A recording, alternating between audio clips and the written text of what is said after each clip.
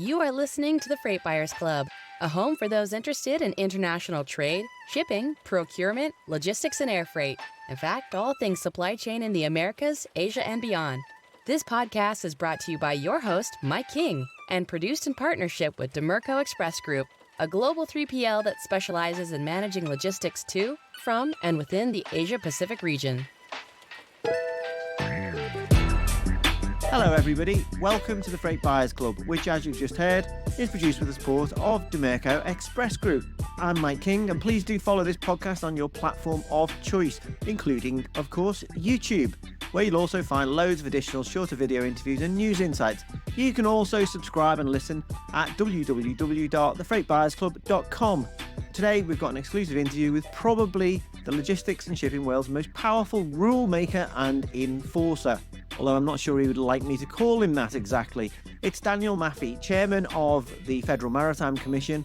I'll be asking whether forthcoming presidential elections will impact the FMC's powers, why US legislators are targeting the Shanghai Shipping Exchange, and what US shippers can do to best protect themselves as ocean supply chains snarl up due to this surprisingly strong demand we've seen, and of course Red Sea diversions. But first, I'm looking at a few of those blockages and the latest supply chain news with Edwin Lopez, who manages a bunch of excellent US-based publications I'm sure you all know, including Supply Chain Dive and Trucking Dive. Edwin, welcome back to the Freight Buyers Club. Thanks for having me back. Edwin, we can discuss the rather chaotic world of shipping supply chains in a moment, but we have a new president in town, obviously not in the US, that'll be decided later, not in India either, where Prime Minister Mahendra Modi needs a new alliance to form a parliamentary majority, as we're recording here, towards the end of the first week of June.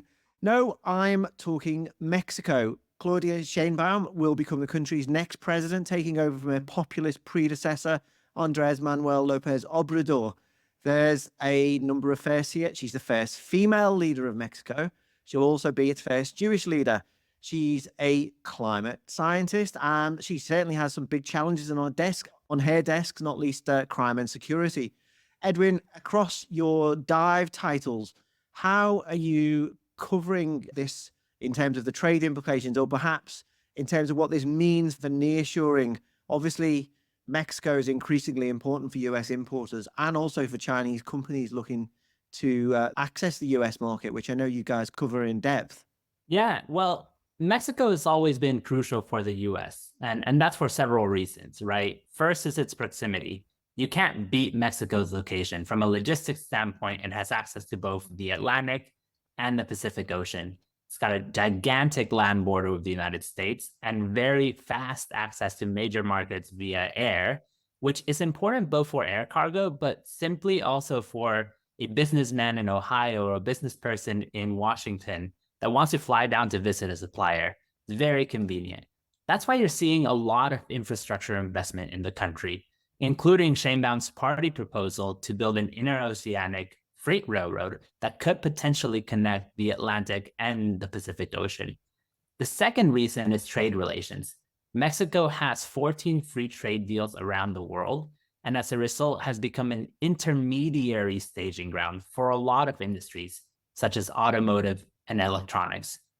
But third, and this one is extremely important when it comes to covering the next 6 years under the next administration, Mexico is one of the largest economies in the world.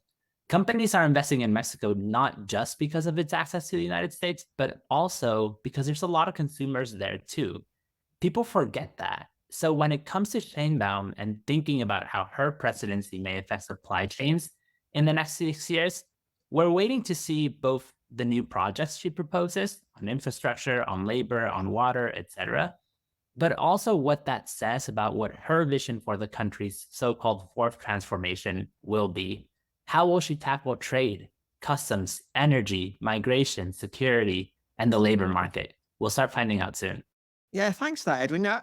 When I'm thinking about Mexico, I sort of, well, at least its role in terms of this China plus one or nearshoring, I do see these positives.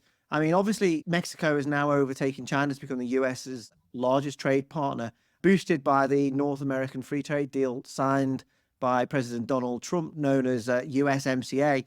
Foreign direct investment into Mexico is obviously it's up, but there is a negative side to all this. The energy sector is dirty, it's expensive, and many analysts point out that Mexico's tended to underperform despite all these successes in terms of attracting new multinational investments. And maybe more importantly, Chinese companies setting up in Mexico really are in the crosshairs of politicians, including Donald Trump, who see a lot of this as pure tariff avoidance. These are all tricky problems to navigate, aren't they? Yes, very tricky. But I would say Mexico sees it as an opportunity, all of these problems. Listen, Mexico is in the United States court and will ultimately collaborate more than alienate US business interests. I mean, a vast majority of Mexico's exports go to the United States. But you also have to realize that Mexico has so far succeeded by being friendly to businesses around the world. China is no exception to that. US politicians are starting to sound the alarm bells about FDI coming into Mexico from China. But from Mexico's standpoint, dollars from China are just as valuable as dollars from France or Australia. And to be clear, China is not a top 10 source of foreign direct investment in Mexico, at least last year. It grew, yes, but less than 1% of Mexico's FDI came from China in 2023. By contrast, 38% of FDI in Mexico came from the United States. So it's been over-egged slightly, that relationship in terms of Chinese investment into Mexico. I see your point. Do you think the future trade relationship, which will define the success of a lot of what Mexico sees as an opportunity at the moment, will this all come to a head when the renewal of that USMCA deal in 2026 is due to be agreed? Absolutely. Everyone I've talking to, that's one of the big topics that we're watching to see is what, if anything, gets revised in the USMCA. Certainly, I suspect US regulators will want to talk about rules of origin and see how they can exclude China a little bit more from that. But it's a tricky subject, as I hinted earlier, because that may or may not be in Mexico's interests. And Mexico has an equal right, alongside the US and Canada, to advocate for its interests. Let's have a look at some other tricky issues, I think I'll call them. Those many multiple supply chain blockages or disruptions into North America. I'll start with the positive. Water levels on the Panama Canal are finally rising. And that's it. So let's go to the negatives. I'll start with Canada because there's a few things going on there. We've had this threat of strikes at Canadian railways has been hanging over everybody. Canada's customs and immigration agents have also voted to strike. There's talk of people importing early to build up inventory to avoid some of this risk. Also, some shipping services being diverted from Canadian ports to the US. How big an issue is this? Well, Canada's certainly a flashpoint right now, right? Unless they reach a deal, Canada's border agents are set to strike, which would cause significant slowdowns at the border. This happened for a few days in 2021, so shippers are a little bit more prepared this go around. But also, 2021 was a very different labor environment than 2024. So we're bracing that this one might be a little longer. You never know. On the rail side, we're in a little bit of a holding pattern. The government has intervened to facilitate those negotiations a little. So it will take a few more weeks at minimum before there's real clarity to when there could be a potential strike on Canadian Pacific and Canadian National. But because of both of those things, we've heard shippers are, as you mentioned, already creating their contingency plans, whether that's bringing in goods early or diverting or making sure you have the trucking network in place if the rails do get disrupted. Where it gets complicated is if somehow the border agents are still on strike when the railroads go on strike. That doesn't look likely right now, but you never know with supply chains. Oh, not another perfect storm, right? We seem to be having an awful lot of those these last few years. Obviously, any issues with congestion in Canada, I mean, it just magnifies the overall tautness of global ocean supply chains at the moment. The foundation of a lot of this is the capacity that's been sucked out by the fleet diversions due to Red Sea conflict. It also appears we're in the midst of either an early peak season or the foothills of what could be a massive Q3 in terms of that import market into North America. On top of all this, or all linked to all this unseasonal demand, we've got already congestion, long vessel delays in Asia at Singapore, at some ports in China. We've also got congestion in the West Med. This links back to the Suez Canal closure as well, up Barcelona, Tangier. All of this is compounding matters, which means equipment's out of place, ships are out of place, and freight rates are on the rise. And I'll put a number on that for our listeners. On the Asia-US West Coast route, spot freight rates are now surpassing $6,000 per FEU, the highest since August 2022. That's according to S&P. We've got lines rolling some contracted cargo looking for those spot rates. The latest update from Dimerco Express notes 2 peak season surcharges for the Trans-Pacific eastbound trade during June. So finally, I'll get to you, Edwin. How snarled up can those ocean supply chains get considering all of those issues? Well, I think everything you mentioned just highlights, right? It's never a dull day in supply chains, is it? No, it's not. The ocean market's crazy right now. Yes, high rates, congestion, cargo being rolled over. It sounds really familiar. So when you ask how bad can it get, I think we all lived through the worst supply chain crisis a few years ago, and that's certainly on shippers' minds today. I would guess that everyone's fear is that this could get as bad as 2021. Now, there's one big difference between the pandemic and today, which is that back then, demand was much, much higher. Whereas in the pandemic, if you look across modes, every single mode of transportation was affected. Right now, ocean shipping is sky high, but trucking rates in the US are not. Manufacturing growth is a little stalled right now, according to the latest PMI. These are all signals that it may not get as bad as a pandemic. And in fact, what I'm hearing is people are calling this a little bit more of a very early peak season. So we'll see how long it lasts, but there's no denying the ocean shipping outlook is tough right now. So just to clarify, so Edwin Lopez is calling an early peak season. Is that it? Yeah, not a pandemic.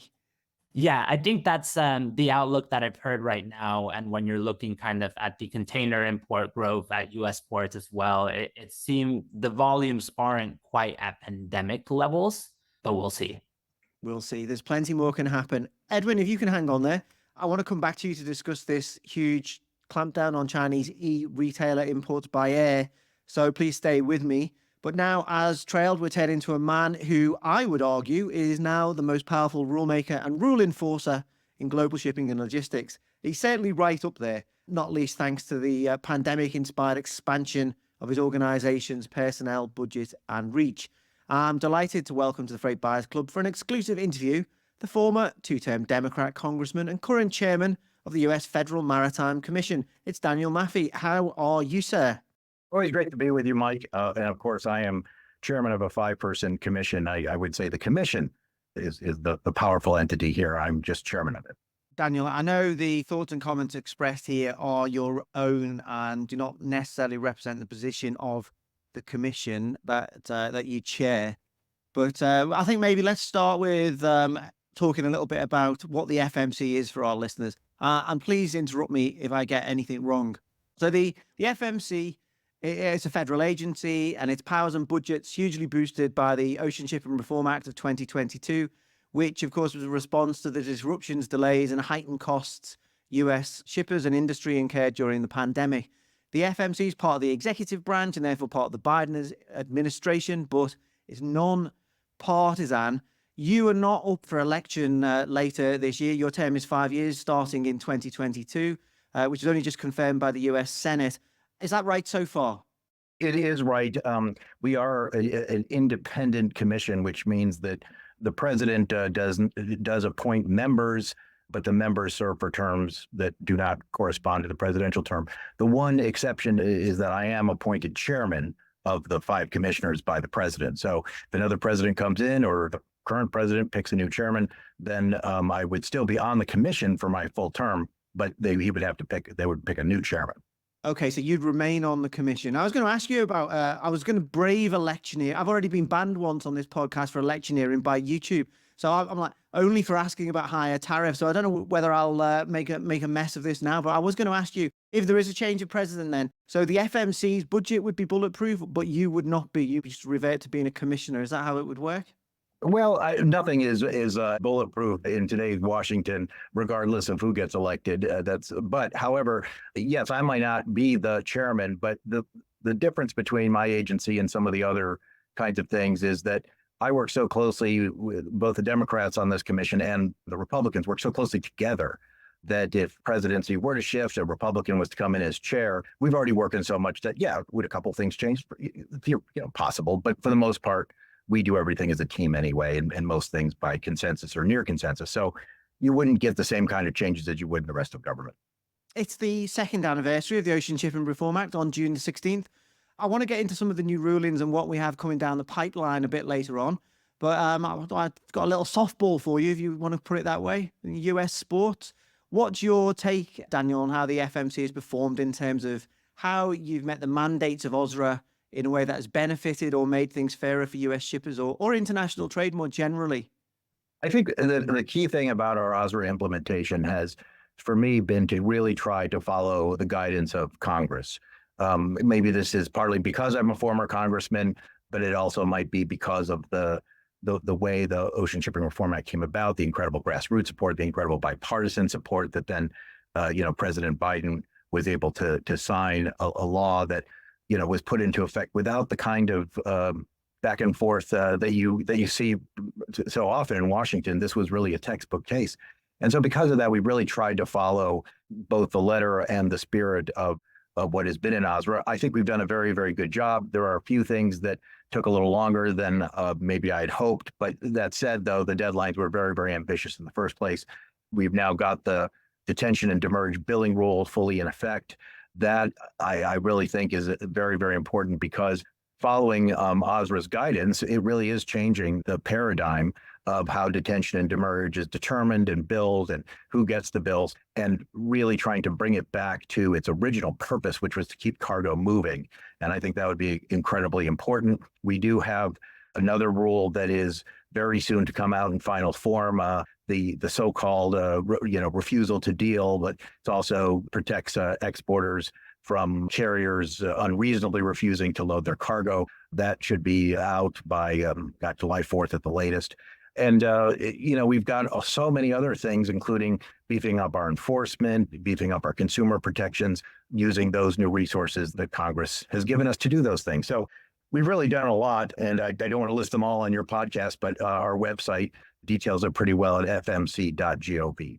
I do want to come back to some of those key points. I just want to look at the shipping market. We discussed this before we came on because there are parallels, some people are saying, to what happened in the pandemic that inspired OSRA in the first place. The global shipping fleet is stretched due to Red Sea diversions. We've got spot markets almost hitting those sorts of COVID levels. Contracted cargoes being rolled. We've got box shortages. Front haul rate outmatching back haul rates. We know what happened during the pandemic for agricultural exporters out of the US. If we used a football analogy, is this the second half? Or maybe the fifth inning. I would say that it's more akin to overtime or extra innings, because it's not a continuation of the exact same kind of demand that occurred during COVID, which was caused by all of us staying at home, trying to educate our children, trying to figure out what to do with our home offices, all of our leisure occurring at home. That is no longer the case. So that part has changed. But what hasn't changed is, and in fact, what I think is actually intensifying, is just the level of unpredictability in the entire system. You are fond of quoting British prime ministers, so I have to quote, of course, the famous Harold Macmillan quote when he was asked, what he's the most determines the government's course, and he says, "Events, dear boy, events. We're always going to have these events. They're not predictable. Whether we're talking about what's going on, blocking the Suez Canal to free ocean shipping." The Panama Canal, very different set of events, but also a limit. Any of the kinds of things that you've been talking about on this podcast and over the last several months, these are going to continue to occur.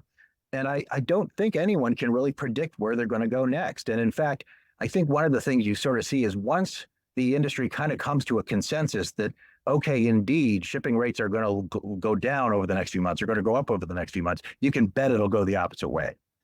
Well, there's definitely a lot of moving parts at the moment. Within all of this, Daniel, do you see the FMC as as maybe a ref or a referee or as an enforcer, a bit of both? How would you describe it? I do. And I've said this before. I think the big difference that the Ocean Shipping Reform Act made, I mean, ocean shipping was a deregulated industry in the United States, has been since 1984. And frankly, I know I may be a Democrat, but I acknowledge that deregulation has really worked for American shippers. It has lowered shipping costs. The competition has done a lot. And although I do think there is a role for government when necessary, the best solutions are usually come from the industry, and government should step in to enforce them. But things were getting a little out of hand. There were abuses, et cetera. And it was clear that the FMC may be setting the rules, but wasn't really a participant on the field. Well, what I think happened with OSRA is we are now a participant on the field, but we're not a participant as a player. No, it's still a deregulated industry, but we are a referee calling the fouls in real time, giving out the yellow cards, the red cards if necessary in real time. And that is, I think, what is the big difference between regulation now and regulation, when I first came to the commission in 2016. Okay, you mentioned detention and demurrage and some of the progress you've been making there. I'll just unpack that slightly for our listeners who mightn't be following that quite so much. In February, a final rule on demurrage and detention billing practices was published following a unanimous vote of the 5 commissioners. The rule establishes requirements for how common carriers and marine terminal operators must bill for demurrage and detention charges, and provides clarity on who can be billed within that time frame. It also specifies the process for disputing bills. This took effect on May the 28th.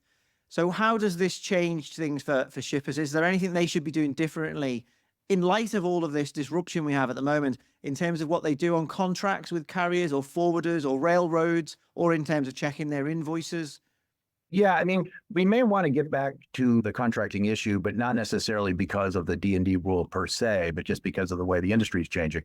But in terms of the detention demurrage rule per se, it does a lot in terms of guaranteeing to a shipper that when they're billed, there's got to be enough information to really understand what that bill was all about. And it has to be done within 30 days.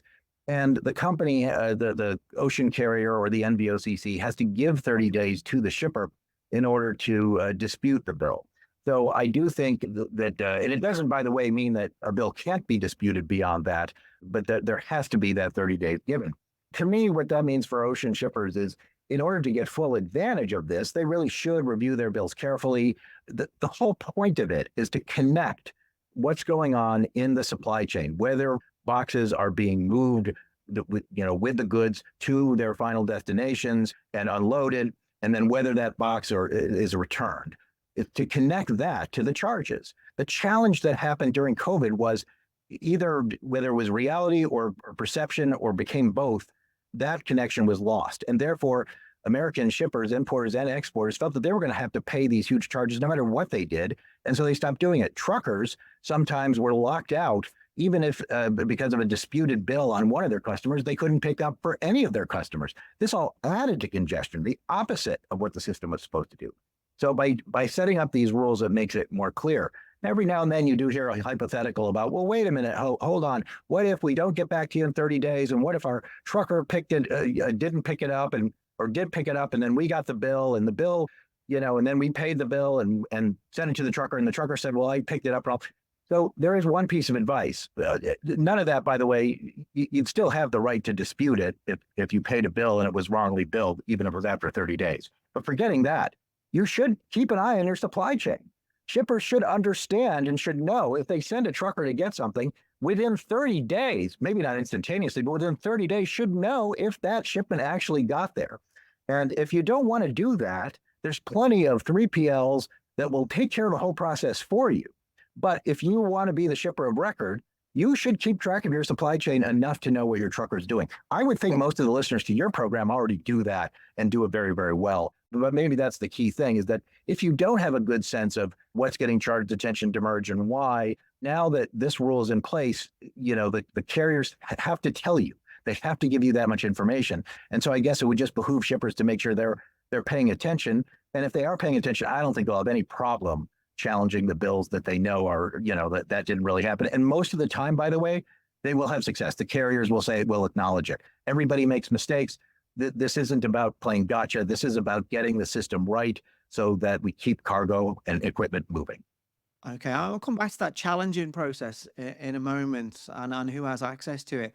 But the incentive principle, so this is the idea that a detention and demurrage charge has got to be reasonable. It must help promote the efficient movement of cargo and or equipment and not be for some other purpose. Now, in light of what happened during the pandemic and what might be brewing right now, that some other purpose, there's been accusations thrown around in the past that, oh, that other purpose could be making money. Are you happy that the powers that you have now satisfy the incentive principle and protect US shippers? Look, I don't think anything is perfect. I certainly don't think any rule or regulation is perfect. So we're going to have to keep on, once we've experienced this a while, once we've seen some cases, we'll have to take a look at it, and there may have to be additional rules. We may have to make adjustments, but that's true for anything in government, at least if government is open-minded and responsive to the people it's supposed to be serving. I will say this. First of all, the incentive principle is articulated so simply, and you did a very good job just then, but it's easy to sort of say now, but it was first articulated by Commissioner Rebecca Dye, our most experienced commissioner. I think when we look back at supply chain history in 50 years, this is going to be a major thing that students cite. I think it is really that important, and Rebecca's work on that, she's still my senior Republican colleague, is very, very important in sort of leading to that. Look, it's not that we don't want the carriers to make money. We want them to make money, but we want them to make money in an honest and transparent way on the rates. The rates, what the market is, et cetera. The problem with where detention demurrage went is that what they were saying was for a detention or demurrage reason was often perceived, and perhaps perceived correctly, to really be just a stealth way of increasing the bottom line and not really to move cargo. And this corrects that. So look, if the demand is there and the carriers say, well, we need to up the rates because of supply and demand, they can still do that. There's nothing that we're going to do to touch that particular market. All we're doing is saying, if you're representing a charge as you didn't pick up your full box or you didn't return your box on time, then that has to be honest. Yeah, separating the rates from surcharges and other fees is quite difficult when you look at some of those bills, but I'm sure you know more about that than me. Well, I'm learning more. I mean, I think it is just the beginning. By the way, of course, as we know, anyone knows who has cable television or mobile phone service or gets on an airplane, there's all sorts of, this is not the only industry, in which case there's all sorts of fees and stuff that, it's part of modern life. But I think to the extent the market works better, the more transparent it is. When I get on hotels.com and I look by hotel price and I say, oh, here's one that's, $250 a night. I stay in important cities, I guess. Here's one that's $250 a night, and here's one that's $350 a night. Well, I'd rather go on the $250. I click it and I see that there's a $150 resort charge. Well, that's not being very honest, is it? So what we need to, generally, I would like things to become more honest, but we'll start with detention and demurrage charges, because if they're not honest, then when something comes along like COVID and that kind of demand boom, the entire system gets clogged. I'm just wondering where you're up to in terms of getting rid of that backlog of claims from during the pandemic. My colleague at the Lodestar, Alex Whiteman, he tracked down 38 claims worth around $67 million against various carriers and forwarders. These included a few big ones, the now bankrupt Bed Bath & Beyond after $31 million against Evergreen MSC Yang Ming. There was Gitty and Peloton after quite a lot of millions from Flexport. Is there a lot of claims still out there that date back to that period? Yeah, I would say quantity-wise, we've taken care of a great many of them. There are certainly a number of outstanding ones that are pretty newsworthy, and you just mentioned a bunch of them that will take some time to litigate. And of course, I can't speak to any particular case, but I think we made great progress. And when I say we, though, I really should say the whole industry as a whole. I mean, I know that the carriers sometimes get tired of criticizing me, and I may criticize them later on this podcast, but a good portion of them have done a lot of work in trying to adjudicate these claims, come to settlements, et cetera. So I guess I would say I'm happy with the progress we've made there, but certain kinds of disputes will take a long time to play out, and we want to make sure that due justice is served. So some of those cases continue, and a lot of them, by the way, are elongated by agreements between both parties. When they come before an administrative law judge at the commission, they set a deadline, et cetera. When that deadline is broken, we have to approve the extension, but we generally only approve the extension if all parties are in agreement on that. We'll just take a short break. We'll be back with you in a second. This podcast is proudly produced in partnership with Dimerco Express Group, a trusted provider of global shipping and contract logistics services in Asia, Europe, and North America. Dimerco's particular strength is in Asia, where it gives shippers the freight capacity and local market expertise to streamline freight movements to and from the region, particularly for trans-Pacific lanes. With 130 forwarding and logistics locations across China, India, and Southeast Asia, Dimerco connects Asia with the world like no other global 3PL. You are listening to the Freight Buyers Club. Just listening to some of those names that I threw out there. We had Peloton, Flexport, the big carriers. Are you happy that SME shippers have got access to all of the dispute mechanisms that you're making available? Because quite often there's a big imbalance between a small shipper versus either a large forwarder or a carrier or a railroad. Are you doing anything to help make that, maybe provide legal assistance or financial resources, so that every man, every forward, every shipper can access the FMC's dispute mechanisms? That's certainly an ideal that I would like to achieve. But the law, it doesn't give a special boost or anything. But what it does do is it allows the FMC itself to bring cases. We have a very potent enforcement division with much more teeth than it used to have because of the added resources in OSRA and a reorganization that we did a couple of years ago. So part of that is that, yes, if you're a big company, a big shipper, you can bring your own private case and have your own lawyers argue it. But if you're not, the FMC can still bring a case, and you still have many different avenues. The other thing that, of course, we do have is a consumer affairs division that can advise you, and you don't necessarily, have to file a case. You can come to them and just ask, well, what are my options? And those are all very important things. Again, fmc.gov will get you to a platform where you can sort of access where all of those various services are. So yes, I certainly think that it's very important that there be fairness across the board, particularly because the larger you are, in some cases, that does give you more market power. And in a free market system, which ocean shipping is since deregulation in '84, it is going to have certain advantages. But we do try at the FMC anyway, when it comes to dispute resolution, to make it as fair as possible to every player, particularly, look, I was a congressman from a very middle class, working class farm cities, but farms as well, district, and it's still in my blood. Is trying to protect the family business and the relatively small agricultural exporter. Oh yeah, well, as we're on exporters, yeah, you mentioned this earlier. I think you said July the 4th is what we're talking about here. Hopefully before then, but July the 4th seems to be the day that everybody wants to pick these days, so I thought I would take it through. Well, we're getting rid of the Tories here, I hope. Anyway, it's about time. Yeah. Don't get yourself in trouble again. Another ban. Okay. Yeah, well, US exporters, though. So we had this big problem in the pandemic. They couldn't get boxes mainly because the carriers wanted to get the boxes back to Asia so they could reload them and get those massive rates on the front haul. Now, one element of OSRA was a mandate designed to protect them against this happening again. So it's very timely. This is the unreasonable refusal to deal with respect to vessel space accommodations. Now, did you say July the 4th, the latest step for this? So I mean, July the 4th is sort of my own deadline. I actually hope it'll come out before then. But the publishing of the final rule, and then there's going to be a bit of a period before the final rule takes full effect. So I would expect that to be by the end of summer. But there's not going to be any surprises about what's in this. We did a supplemental rulemaking, and obviously you've made a few adjustments, but much of it is going to be similar to that. So, and really it does two things. It's not just for exporters, by the way. One of the things, unreasonable refusal to deal, importers can take advantage of that too.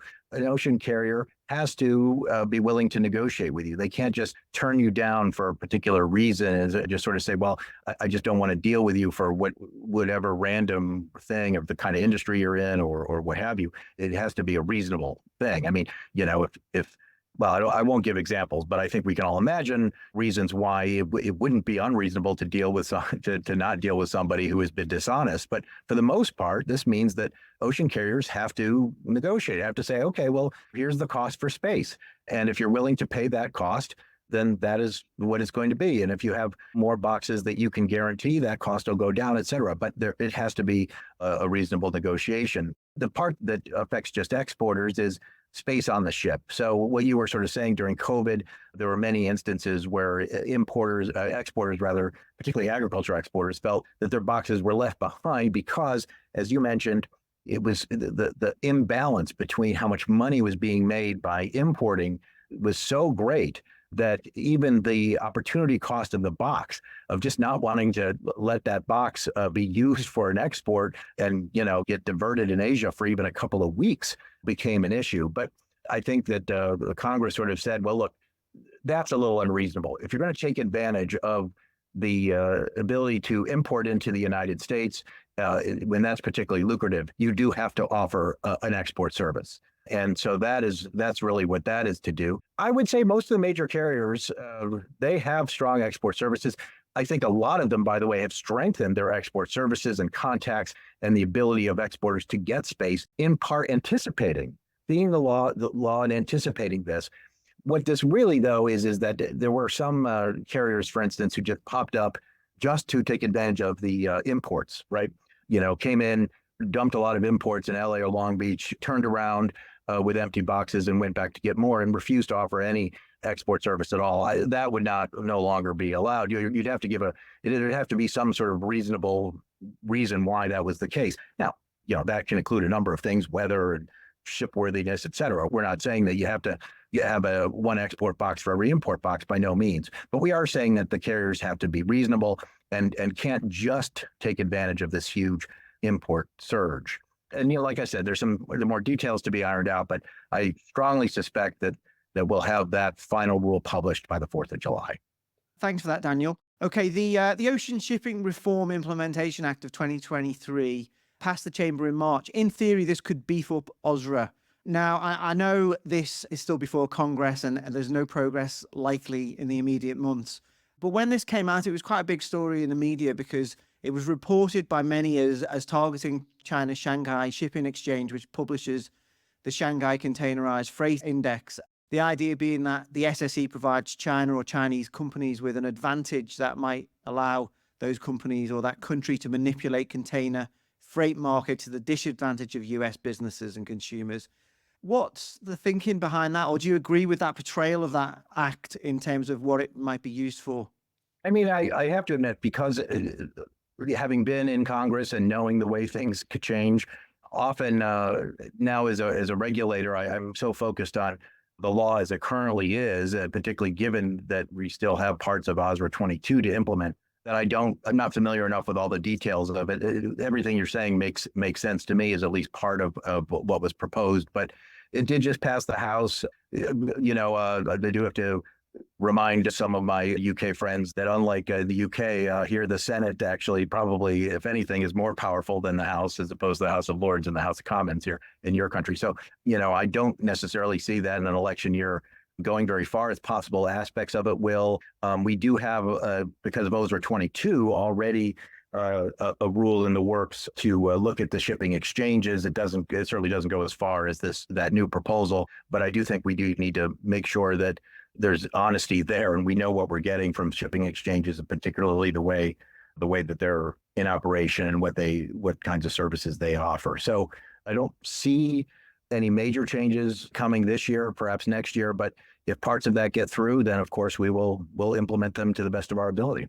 Watch out, Shanghai Shipping Exchange, I guess. Well, I think that is a subset of issues that you've covered before about China and a growing distrust among both parties in a country where at least the politicians of both parties don't seem to agree on much. They both agree that China has in some ways treated American consumers and shippers somewhat unfairly. And so they're looking at several different things and several different dangers. And that's really their business. We're here to help wherever we can.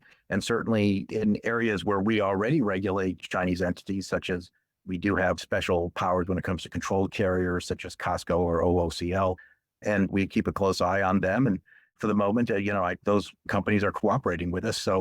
But we will continue to ask questions where we feel it's important to. It's not just China that's been in the crosshairs, so to speak. I seem to see this more often online than I certainly used to.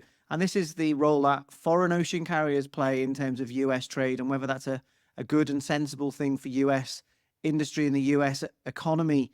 when we last spoke, there was talk of an Ocean Shipping Antitrust Enforcement Act, which would repeal the exemption for foreign ocean carriers from all US federal antitrust laws. I couldn't find this anywhere, if I'm absolutely honest. Did that legislation make any progress at all? No.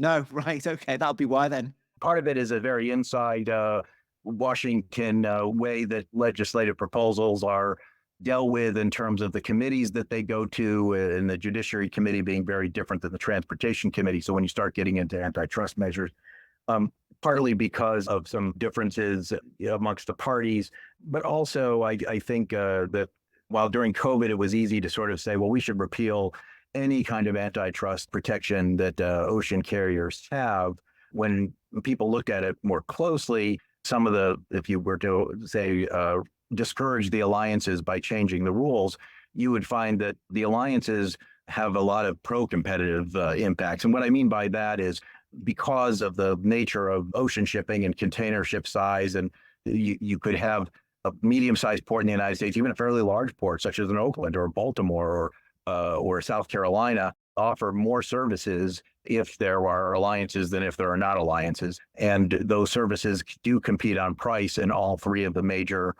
carrier alliances that currently exist. And so because of that, I think they took a look at it and said, well, it may not be the time to make major changes. I still advocate some additional teeth in it for the FMC. I think that we should be allowed on our own to stop an alliance if we feel that it's violating the current Shipping Act standard. Right now, we have to go to a federal court and do it, but that's a fairly minor thing. And like I said, I was very happy with the Ocean Shipping Reform Act, even though if it didn't have everything in it that I was advocating. It certainly did change the overall paradigm and gave us a lot more strength, I think, to do what Congress and the American people wanted us to do. Just that the overall election climate. I mean, in general, I would say protectionism is on the rise around the world, but the US particularly, we're seeing this, and it's not just about China, although it's very heavily focused on China. At the moment, we've got this clampdown at US Customs and Border Protection on Chinese retailers using the de minimis process to their advantage. There's a lot of this rhetoric about trade competition. Do you think foreign container lines should be concerned that there's more coming along the lines of what we've just discussed there? Do you think this will get heightened as we get closer to November?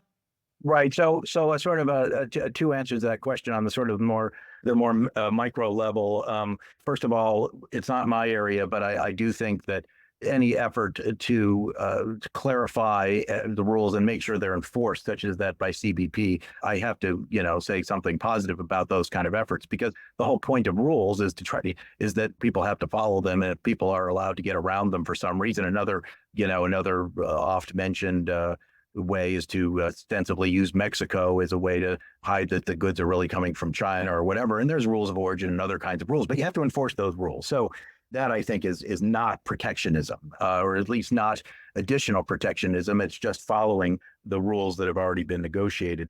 In terms of overall, the tariffs and that sort of thing, I clearly think they're affecting the so-called early peak season now. It's one of those factors, particularly because it may make a good soundbite to talk about huge tariffs. It doesn't necessarily make a good soundbite to say, and there's going to be a healthy transition period to make sure that there's no major economic problems that are caused by that. Our commission is agnostic. We will enforce the rules, whatever they are, that follow us. We will try to help shippers, whatever that case. So it's not our job to get involved with that. But I would say that as one category of unpredictable events, to go back to Macmillan, they should be worried about it. There's all sorts of things they should be worried about.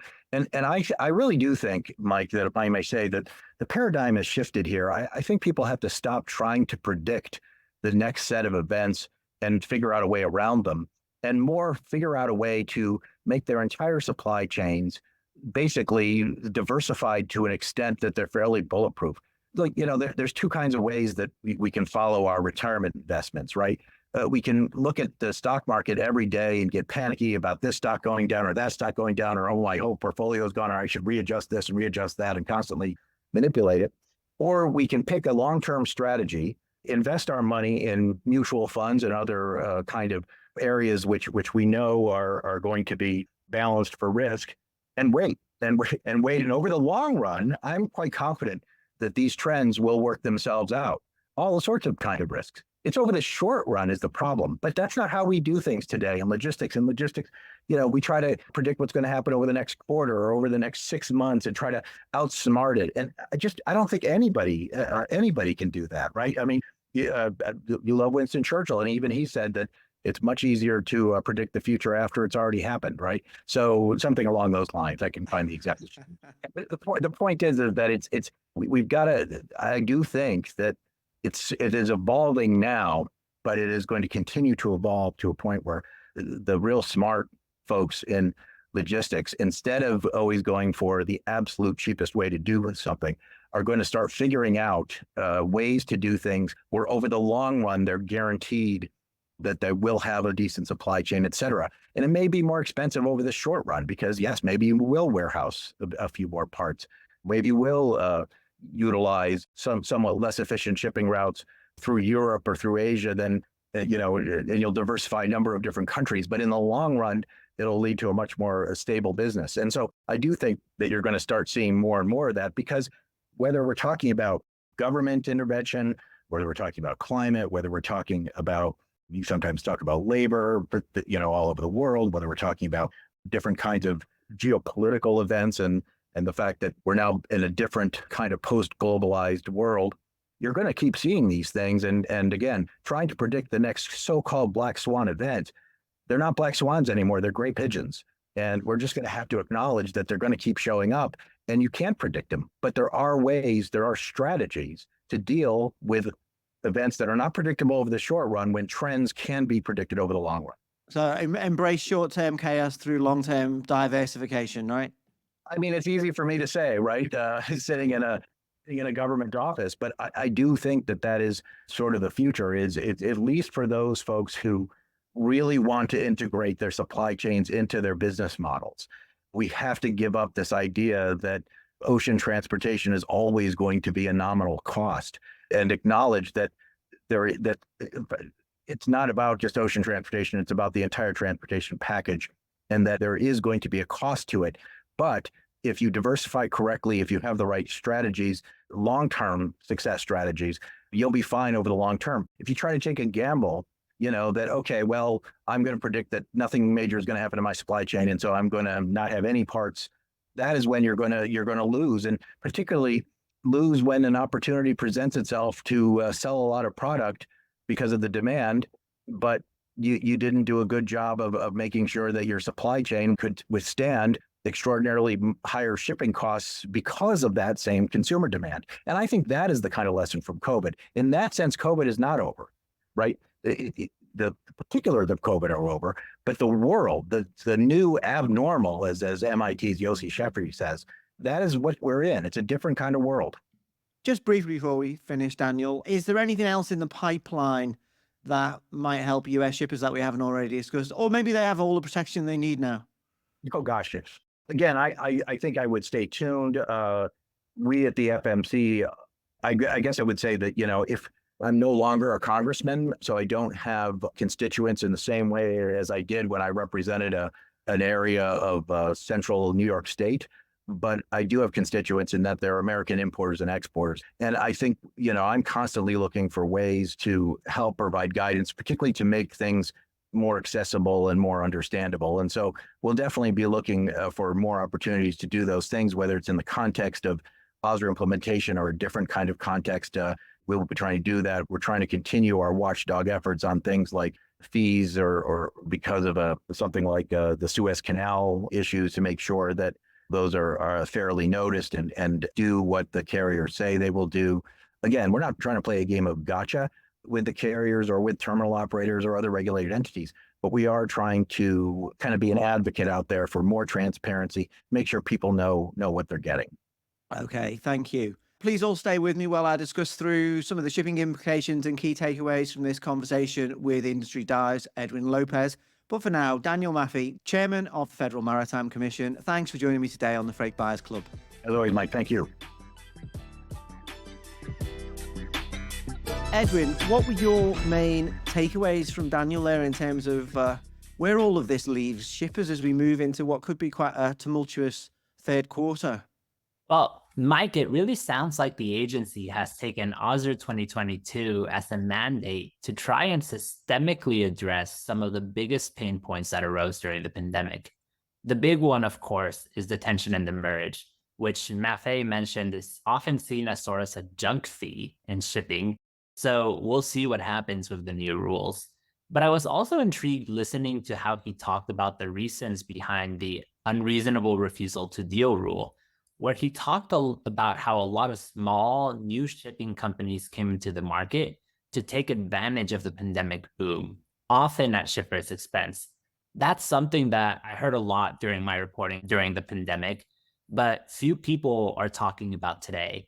So it's great to see that the FMC is looking ahead and putting rules in place today to make sure that in the next big crisis, it doesn't get out of hand again. And that also made a lot of sense, didn't it? I understand if you're, in terms of the US economy, you need to have those boxes available for exports, and you don't want people coming in for a short period of time, taking all those meaty profits and then not sticking around to provide the service that they're supposed to on that backhaul. It'll be interesting to see how those exports, when those backhauls are needed later in the year, whether those boxes will be available. I did ask around about whether US shippers and industry now feel like they have better protection from FSC than they did pre-OSRA 2022. Bit of a mixed picture. Do you think there's more the FMC should be doing?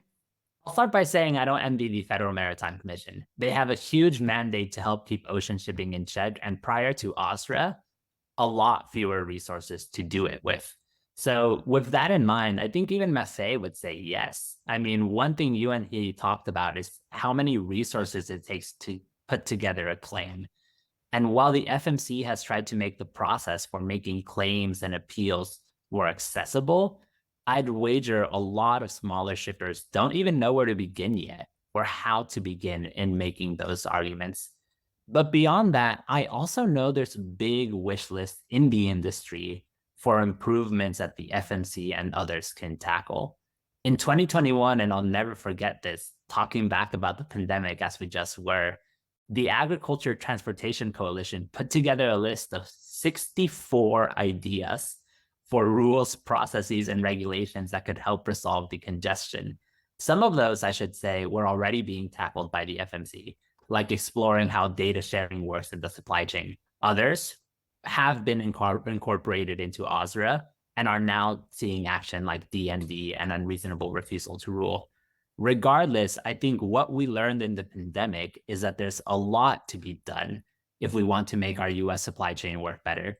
So yes, there's a lot more the FMC will have to do. Well, I hope Daniel will come back on and give us an update on his progress, and maybe he can comment also on the differences in pronunciations that we have in the US West Coast. We've got Maffei, on the UK's West Coast, Maffei. So Daniel, maybe you can come on and say which pronunciation you prefer on next time around. Okay, Edwin, finally, air cargo. The biggest feature of the global air cargo market this year has been the massive increase in volumes attributed to Chinese retailers such as Temu and Shein, who really have been moving the market. A lot of that extra demand has actually been into the US market. US imports, fast fashion. US Customs and Border Protection has cracked right down on this in a bid to ensure that all small packages, especially those from mainland China, are legal. That is, it's not drugs or the narcotics, counterfeit goods, and also to make sure the de minimis process isn't being abused. We're hearing of warehouses getting full, air freight markets are certainly getting nervous.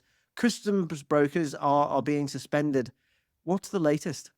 I'm glad you brought that up because I think it's an issue that ironically touches on pretty much everything else we've talked about, right? I think, and first and foremost, want to give credit. The Lodestar has done great reporting on this topic. So I want to give some credit there. I'll say there's still a lot of unanswered questions that we're looking at.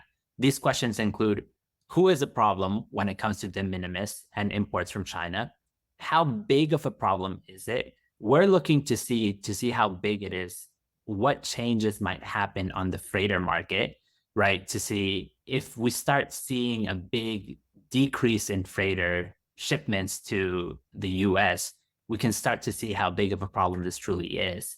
And then finally, and perhaps most importantly, how long will the crackdown last? The reason I hone in on those three questions is kind of bringing you back, just a personal story here, Mike. I grew up on the US border, right? And I lived and crossed the border every single day and saw how when Customs and Border Protection cracks down, sometimes they crack down for a day, sometimes they crack down for a month, sometimes they crack down for an hour. And that's a big question when it comes to supply chains, right? Is this crackdown a point-in-time approach, something that they're going to try and do to send a signal to customs brokers, send a signal to importers that CBP is paying attention? Or is this something that's permanent now and that will continue to be the new reality for the next few years, if not few months? Or maybe this is just one battlefield in this US-China trade war. Is that another possibility as we head into the elections? Trades are playing a big part in both candidates' canvassing, isn't it? Absolutely. And I think what we've seen from the Biden administration and the Trump administration beforehand is this whole of government approach to tackling trade with China, where it's not just these new tariffs that have been levied against electric vehicles. It's not just de minimis shipments and e-commerce with China. It's all of it, right? And it's truly every single, or even the Federal Maritime Commission and what they could do about regulating ocean shipping. And note to self, do not hashtag election tariffs or I'll get yet another ban on YouTube. Edwin Lopez, Managing Editor at the Dive Publications. Thanks for joining me today on the Freight Buyers Club. Thanks so much, Mike. We hope you enjoyed this episode of the Freight Buyers Club, produced in partnership with the Dimerco Express Group. Please subscribe and follow on your platform of choice or sign up for delivery to your inbox at thefreightbuyersclub.com. This podcast wouldn't have been possible without the fantastic editing of Karen Ball and Tom Matthews. And finally, thank you all for listening. The next episode will be with you soon.